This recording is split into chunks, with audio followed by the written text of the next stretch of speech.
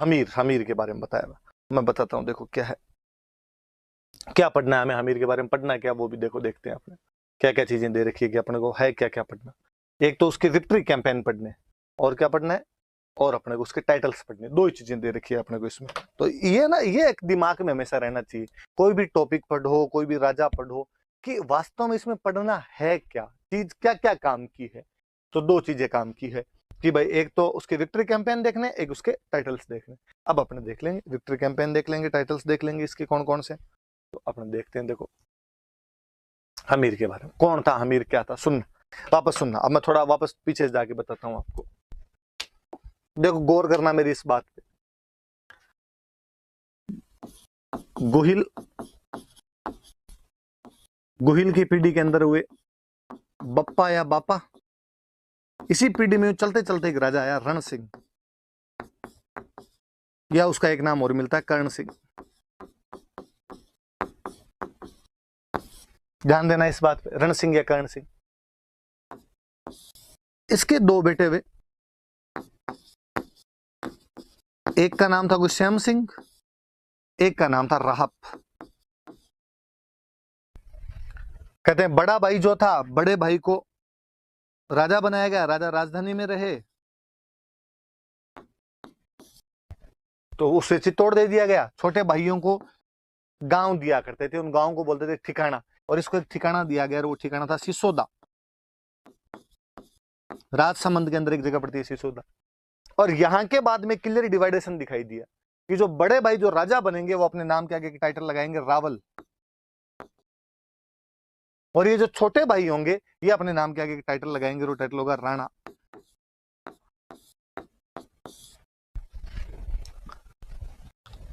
तो इस श्याम सिंह के बाद में जितने राजा उनके नाम के आगे रावल, रावल लगा हुआ मिलेगा अपने को। और इधर जो सिसोदा वाले थे वो अपने नाम के क्या लगाने लगे थे, राणा लगाने लग गए थे। इस श्याम सिंह से पहले वाले राजा या रण सिंह से पहले वाले जो भी राजा है उनके नाम के आगे रावल नहीं लगता था, कहते हैं उनकी उपाधियां राजा थी। फिर अपने कहते हैं हमने तो बप्पा रावल आलू रावले से नाम पढ़े। तो इतिहासकार कहते हैं फिर कि हुआ क्या, कि जब हिस्ट्री इन मेवाड़ के राजाओं ने लिखवानी शुरू की, कुंभा के टाइम में जब ये हिस्ट्री के बारे में थोड़ा लिखवाया जाने लगा ढंग से, कीर्ति स्तंभ प्रशस्ति, कुंभलगढ़ प्रशस्ति इनके अंदर लिखवाई जाने लगी, तो इनके टाइम में इनको पता था कि हमारे जो पूर्वज थे इनकी उपाधि रावल थी। रण सिंह वाली ये उपाधि चली आ रही थी, तो रावल वाली, इससे पहले वालों की उपाधि इनको भी ज्यादा किसी को पता नहीं थी।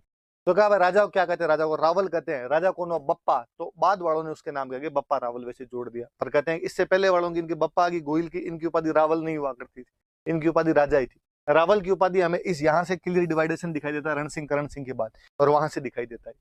अब श्याम सिंह बन गया, इधर रावल बन गया। अब इस श्याम सिंह वाली पीढ़ी में रावल बनते आ रहे हैं लगातार, और यूं करते करते जैसे समर सिंह बने, और समर सिंह के बाद में बन गया रतन सिंह। रतन सिंह रावल बन गया यहाँ पे। और जो रतन सिंह था वो 1303 में अलाउद्दीन खिलजी के खिलाफ लड़ता हुआ मारा गया। तो रावल शाखा का अंतिम कोई राजा हुआ था रावल ब्रांच का, तो रतन सिंह था। अब कोई पूछ ले कि मेवाड़ की रावल ब्रांच का अंतिम राजा कौन था, तो अंतिम राजा कौन था उसका, रतन सिंह उसका अंतिम राजा हुआ था। रतन सिंह यहाँ पे मर गया था। और कहते हैं रतन सिंह का एक छोटा भाई हुआ करता था कुंभकर्ण। कुंभकर्ण यहाँ से बाद में नेपाल की तरफ चला गया था, और नेपाल में बाद में इसके जो वंशज हुए थे, पृथ्वी नारायण शाह नाम करके वंशज हुआ था, उसने नेपाल में एक डायनेस्टी की स्थापना कर ली थी। और मैंने बताया कि बड़े भाई रावल लगाते थे, छोटे वाले भाई जो राणा लगाना शुरू हो जाया करते थे, इसलिए कुंभकर्ण एक तरीके से राणा है, इसलिए नेपाल में उसने राणा डायनेस्टी की स्थापना की थी। और राजा नाम के आगे शाह भी लगाने लगे थे, तो आप शाह डायनेस्टी भी देख लेते हो। और वो जो नेपाल की डायनेस्टी थी वो 2007 तक वहां पर थी। 2007 के बाद वहां पे डेमोक्रेसी आई है, तब तक वहां पे ये राजतंत्र हुआ करता था। और मैंने आपको और बताई थी बात एक, कि कल जब मैं कह रहा था कि गुहिल वंश की 24 ब्रांचेस थी, और उनमें एक ब्रांच नेपाल के अंदर थी। तो नेपाल वाले जो हैं वो गुहिल हैं, नेपाल वाले जो हैं वो अपने मेवाड़ से गए हैं, नेपाल वाले जो हैं वो रतन सिंह के छोटे भाई थे कुंभकर्ण, उनके वंशज है अपने। ये बात भी अपने याद रखना। तो ये तो इधर वाली पीढ़ी, रावल रतन सिंह भी जाके खत्म हो गए। रतन सिंह रावल शाखा का अंतिम राजा है। अब इधर इधर राहब को दिया था। तो कोई पूछे सिसोदा गांव की स्थापना किसने की थी, तो कहीं ना कहीं ठिकाना किसको मिला था, राहब को। अब यहाँ पे राहब के बाद में बनते आ रहे थे। यहां पर एक बंदा बना लक्ष्मण सिंह, तो ये राणा हो गया, राणा लक्ष्मण सिंह हो गया। जब इधर रतन सिंह थे, राजा बने हुए थे, तब सिसोदा के अंदर जो सामंत बैठा था, उनका जो फ्यूडल बैठा था, ये जो छोटे भाई होते थे इनको फ्यूडल बोलते थे, फ्यूडल कहते या फ्यूडल लॉर्ड कहते, या हिंदी में कहते थे सामंत, या ज्यादा नॉन शब्द आपने सुना हो, जमींदार, जागीरदार, ठाकुर टाइप के शब्द बोला करते थे। लक्ष्मण सिंह था जब, और यह होता था कि राजा पे जब हमला होगा तो आसपास के जितने भाई होंगे वो सहायता करने के लिए जाएंगे। जब अलाउद्दीन खिलजी ने रतन सिंह पर हमला किया तो अलाउद्दीन खिलजी ने अपने भाइयों को कहा आओ भाई सहायता करने के लिए। लक्ष्मण सिंह सहायता करने के लिए गया, कहते अपने 7 बेटों के साथ सहायता करने के लिए गया था। और 1303 वाले उस हमले में, उस केसरिया, मैंने कहा था केसरिया में जितने जाएंगे सब लड़ते हुए मारे जाते थे, न केवल लक्ष्मण सिंह बल्कि इसके 7 बेटे भी इसके अंदर शहीद हो गए थे। 7 बेटे यहाँ पर शहीद हो जाते हैं। सुनना अब इससे आगे की थोड़ी सी बात और सुनना। एक तो ये रावल वाला नहीं विभाजन ध्यान रखना कि रावल और राणा शाखाएं जो है वो एग्जैक्टली कहाँ से अलग हुई थी, तो रण सिंह के बाद में अलग हुई थी, ये वाली बात याद। नोट्स के अंदर आपके लिखा हुआ और मिल जाएगा, और थोड़ी ध्यान दे लेना। अब लक्ष्मण सिंह की बातें मैं वापस बताता हूं। देखो लक्ष्मण सिंह जो था,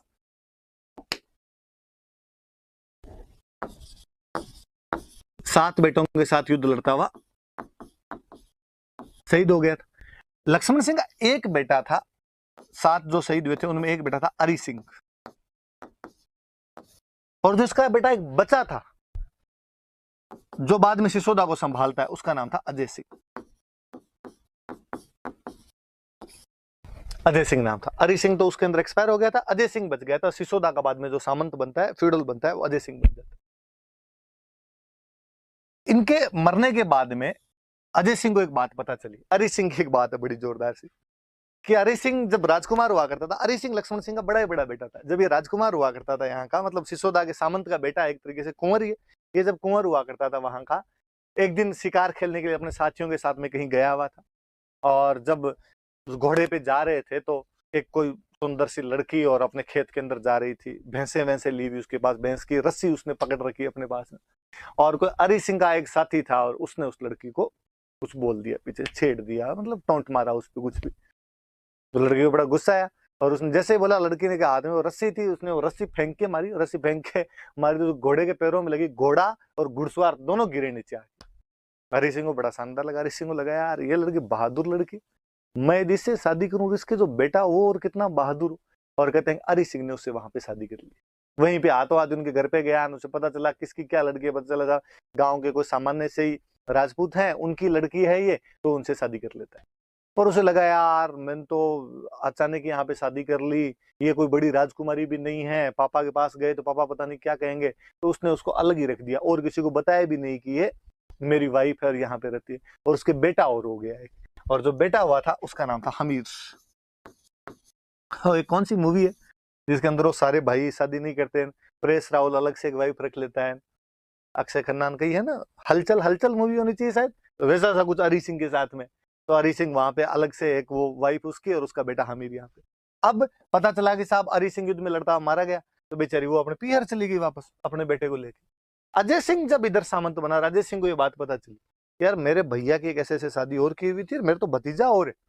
तो वो जाता है और वो जाके अपने जो भाभी होते हैं उनको कहता है भाई नहीं आपका हिस्सा है राज्य में, आप वहां जाके रहो, अपने पीहर मत रहो, ये हमारी बेइज्जती, और इस बच्चे को वहां पे रखो, आप वहां पे पालन पोषण करो। और वो इनको भाभी और भतीजे को लाके वहां पे सिसोदा के अंदर वो दोनों रहने लग जाते हैं यहाँ पे। हमीर वहीं पर पालन पोषण उसके चाचा द्वारा पालन पोषण किया जाता है। कहते हैं जो चाचा थे अजय सिंह, इनका एक बेटा था सज्जन सिंह।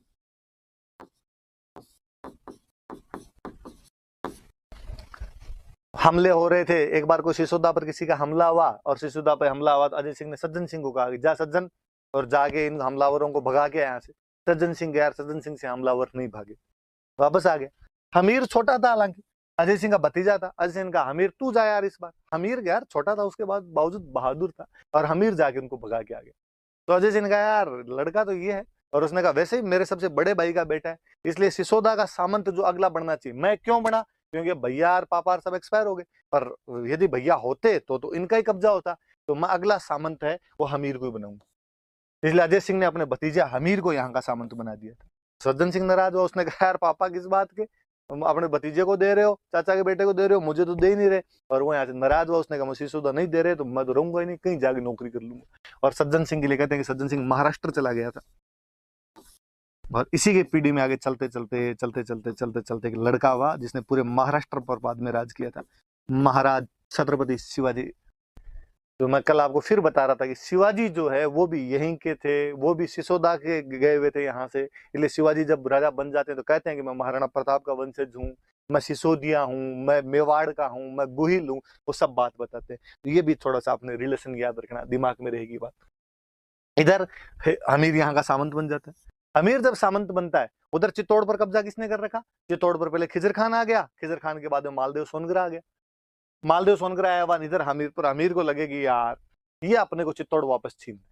उधर 1320 में खिलजी डायनेस्टी समाप्त हो जाती, खिलजी वंश ही समाप्त हो जाता। आपस में लड़ झगड़ के मलिक काफूर नाम का उनका प्रधानमंत्री था, और उसने कई बेटों को मार दिया, कईयों को अंधा कर दिया, फिर फाइनली वो भी मर गया। यूं करके 1320 में खिलजी डायनेस्टी खत्म हो गई, नई तुगलक डायनेस्टी आ गई। जैसे तुगलक डायनेस्टी आई तो जो मालदेव सोनगरा था उसको वहां से सपोर्ट मिलना दिल्ली से बंद हो गया। हमीर को लगा अब मौका है, हमीर ने अपने आसपास के लड़कों को इकट्ठा किया और उसने मालदेव सोनगरा को तंग करना शुरू किया। और कहते हैं फिर फाइनली मालदेव सोनगरा की भी मृत्यु हो जाती है, और मालदेव सोनगरा का बेटा था बनवीर सोनगरा, और उसके 2-3 बेटे थे। कोई तो कहता है इसने बनवीर सोनगरा से, या उसके एक बेटे का नाम और था जैसा सोनगरा, जो जैसा ऑप्शन में है वैसा आप तो कर लेना आपने। ऐसा कोई या तो उसका बनवीर नाम का जैसा नाम के बेटे थे, वो चित्तौड़ को यहाँ पे संभाल रहे थे। हमीर एक दिन हमला करता है, उनको यहाँ से भगा देता है और भगा के चित्तौड़ पर कब्जा कर लेता है। चूंकि हमीर कहां से गया? सिसोदा से गया था। हमीर सिसोदा से गया था और उसने चित्तौड़ पे जाके कब्जा कर लिया, इसलिए हमीर के बाद में जितने राजा बने वो सिसोदिया हो गए। वंश तो गुहिल ही है, लेकिन गुहिल की वंश की कौन सी ब्रांच आ गई? तो सिसोदिया ब्रांच आ गई। सिसोदिया क्यों कहा जाता है? क्योंकि सिसोदा से गए थे। मैंने और बताया कि पहले चित्तौड़ वाले रावल लगाते थे, सिसोदा वाले राणा लगाया करते थे।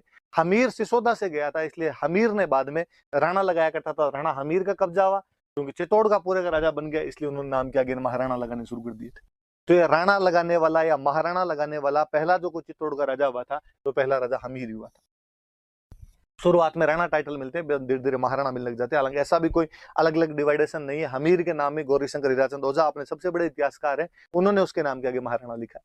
तो आप राणा महाराणा कुछ ही याद रख लेना। ये टाइटल हमीर के बाद में मिलने लगता है, उसके बाद में सिसोदिया कहलाने लगते हैं। ये अपने वो रीजनिंग वाली सी बात है। हम नहीं पढ़ते कि कहता है वो सभी फूल पत्ती है और सभी पत्ती फूल नहीं, ऐसे आते हैं। तो आप वो कह सकते हो कि सभी सिसोदिया गुहिल है, पर सभी गुहिल सिसोदिया नहीं, कि गुहिलों में सिसोदिया केवल कौन से हैं? जो सिसोदा के थे। अब चूंकि इसके बाद में सारे राजा यही बने,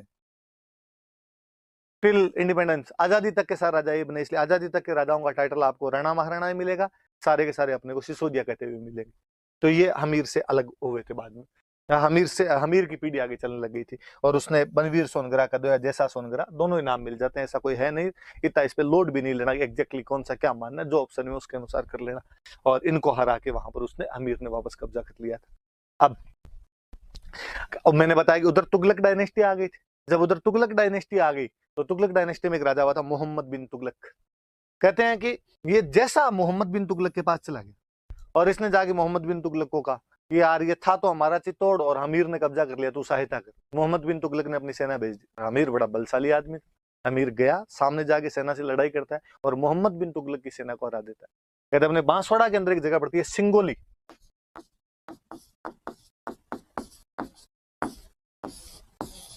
तो कहते हैं सिंगोली के युद्ध के अंदर, और इसने मोहम्मद बिन तुगलक की सेना को हरा दिया था।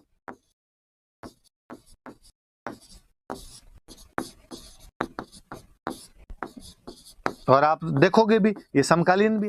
1325 में मोहम्मद बिन तुगलक राजा बनता है, 1326 के अंदर इधर हमीर राजा बना हुआ आपका। तो ये भी याद रखना कि सिंगोली के युद्ध में उसने किसको हरा दिया था? तो मोहम्मद बिन तुगलक को उसने सिंगोली के युद्ध के अंदर हरा दिया था।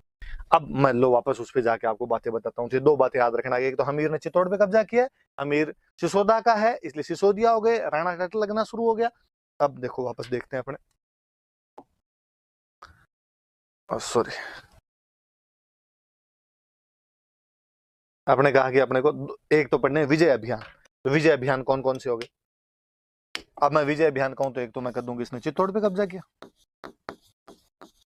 सोनगरों करा के, एक मैं कर दूंगी इसने सिंगोली के युद्ध में मोहम्मद बिन तुगलक को रहे, और चित्तौड़ पे कब्जा करने के बाद में हो गए सिसोदिया, और उसके बाद में इनका टाइटल हो गया राणा या महाराणा। ये टाइटल लगाना शुरू कर दिया। अब चूंकि राजा बना तो इसने कहा यार यहाँ पर एक मंदिर बनवाते हैं, तो इसने मंदिर बनवाया चित्तौड़ के अंदर, अन्नपूर्णा माता का मंदिर बनवाया। या इन अन्नपूर्णा माता का एक नाम हो रहा है बरबड़ी माता। और इनकी बातें मेवाड़ वाले बहुत ज्यादा पूजा करते थे, राजा महाराजा, इसलिए अन्नपूर्णा माता के लिए कहा जाने लगा कि ये मेवाड़ के जो राजा थे, मेवाड़ के जो गुहिल थे, उनकी इष्ट देवी है, उनकी टुटेलरी डेटी है, उनकी इष्ट देवी मानी जाती है। फिर किसी ने कहा भाई तो इनकी कुल देवी कौन सी, इनकी क्लेन डेटी कौन सी है, तो कहा इनकी जो कुल देवी है वो है बाण माता। तो ये याद रखना आपने कि मेवाड़ के गुहिलों की कुल देवी कौन सी है, कि बाण माता। मेवाड़ के गुहिलों की इष्ट देवी कौन सी है, तो अन्नपूर्णा माता है। अन्नपूर्णा माता का नाम और क्या है, बरबड़ी माता। फिर किसी स्टूडेंट के दिमाग में सर ये क्या है, किसी को कुल देवी बता देते हो, किसी को इष्ट देवी बता देते हो, क्या अंतर होता है, कोई टुटलरी डेटी है, कोई क्लेन डेटी है। सिंपल सा, किसी भी कुल डायनेस्टी वंश जो होता है उसकी एक देवी होती है, परमानेंट देवी होती है, वो तो होती है उसकी कुल देवी। उस कुल के लोग जहां जहां जाके रहने लग जाते हैं, वहां वहां किसी एक लोकल देवी की और पूजा करने लग जाते हैं, वो होती है उनकी टुटलरी डेटी। तो वो तो हो गई अन्नपूर्णा माता। अब भले गुहिल वो नेपाल रहे, भले वो महाराष्ट्र रहे, भले वो मेवाड़ रहे, उनकी कुल देवी तो सबकी कौन सी है, बाण माता। पर नेपाल वालों ने एक अलग पूजा की, महाराष्ट्र वालों ने एक अलग पूजा की, मेवाड़ वालों ने एक अलग पूजा की, वो उनकी होगी इष्ट। वो कौन सी है उनकी, अन्नपूर्णा माता या बरबड़ी माता। और इनका मंदिर किसने बनवाया था, हमीर ने इनका मंदिर बनवाया था। और क्या चीजें हम पढ़ते हैं देखो अपने,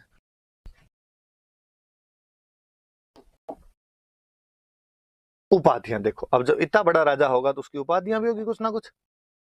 तो क्या उपाधियां, देखो मैं उपाधियां बताता हूँ। टाइटल्स, हमीर ने क्या टाइटल ग्रहण, मेवाड़ एक बार रावलों के हाथ से निकल गया था, गुहिलों के हाथ से निकल गया था। गुहिलों में वापस कोई आदमी आया जिसने मेवाड़ पर कब्जा किया, वो कौन है, हमीर।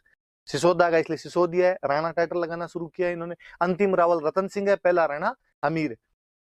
इसलिए मेवाड़ को रिवाइव किया इस आदमी ने, इसलिए आप कह सकते हो कि मेवाड़ का रिवाइवर है। हिंदी में कहें तो मेवाड़ का उद्धारक है, या इंग्लिश में आपको हो तो ये मेवाड़ का सेवियर है। मेवाड़ का उद्धारक है, या मेवाड़ का प्रोटेक्टर है, या उसका रिवाइवर है उसका। फिर इसके बाद में मैंने कहा इसकी पीढ़ी के राजाओं ने राज किया, इसलिए इसकी पीढ़ी के राजाओं ने इसकी खूब तारीफें की।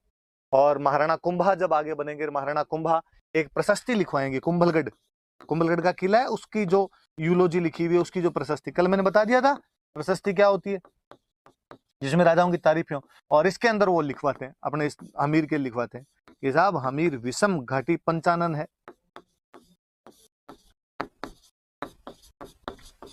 3 शब्द देखो, विषम घाटी पंचानन। मैं तीनों को तोड़ता हूं। पंचानन का मतलब होता है शेर, लोइन। घाटी का मतलब होता है युद्ध, आक्रमण, अटैक। विषम का मतलब होता है कठिन, टफ। कठिन युद्ध में शेर के समान, वह राजा जो कठिन युद्धों में शेर के समान रहता है, उसे हम क्या कहेंगे, विषम घाटी पंचानन। और वो कौन है, हमीर। ऐसा कौन सी प्रशस्ति कहती है, कुंभलगढ़। ऐसे ही कुंभा ने एक बुक लिखी थी, रसिक प्रिया। और उस रसिक प्रिया बुक के अंदर उसने लिखा कि जो मेरे दादाजी वे हमीर, वो एक ब्रेव किंग हुए थे, वीर राजा हुए थे। तो उन्होंने इसकी उपाधि क्या दे दी, एक और वीर राजा। फिर कर्नल टोड, अपने राजस्थान का इतिहासकार, और कर्नल टोड ने कहा ये प्रबल हिंदू है, कोई पावरफुल हिंदू किंग हुआ है तो वो कौन हुआ है, तो उसने कहा हमीर हुआ। ऐसा किसने कहा, तो ऐसा कर्नल टोड ने कह दी। तो ये हमीर की उपाधियां याद रखना कि हमीर को मेवाड़ का उद्धारक कहा जाता है, कुंभलगढ़ प्रशस्ति विषम घाटी पंचानन कहती है, रसिक प्रिया एक बुक है कुंभा की, उसमें इसको वीर राजा कहा गया है, और कर्नल टोड जो हिस्टोरियन है उसने इन्हें प्रबल हिंदू कहा है। ये हमने हमीर के बारे में बातें पढ़ी, उनके हमने विक्ट्री कैंपेन भी देखे, उसके हमने टाइटल्स भी देखे। आज की क्लास यहीं खत्म करते हैं। ये 2 राजा आप पढ़ना, पीछे वाले मैंने और पढ़ाए थे, कल की क्लास में अपने और पढ़ेंगे। Thank you.